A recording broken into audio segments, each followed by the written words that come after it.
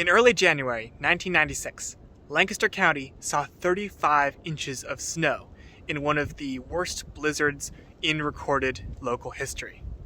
During that time, the Susquehanna River froze and filled up with snow and ice.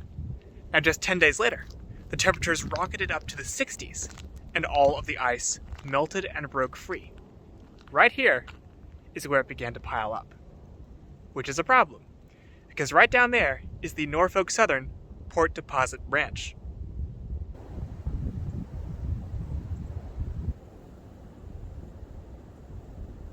As it happened, there was a 122-car freight train right here on the Port Deposit Branch when the ice began to pile up.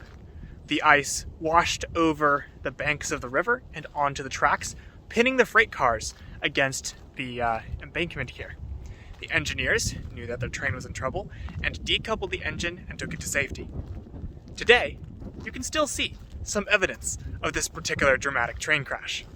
Here's the Susquehanna, once again frozen over with ice, although not nearly as much. And then here, you can see the catenary poles that run along the Port Deposit Branch. And as you can tell, they are slightly bent. That's because of the sheer weight of the ice and water flooding up onto the banks and knocking them over. Since they're no longer in use, Norfolk Southern never bothered replacing them, and they're this way to this day.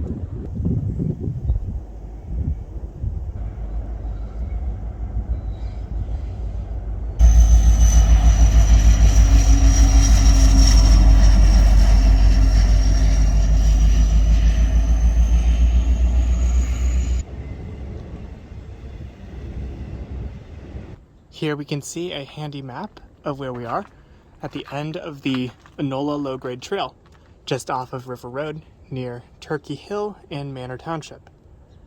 Now, the Port Deposit Branch runs right along the river and pretty much ends up being parallel with the Enola grade until the Enola grade eventually curves inland.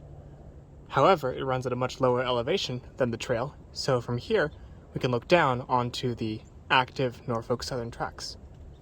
The majority of the damage from the ice melt was right along here somewhere. Here's another bent pole a little further down the track. And this one here is really off kilter.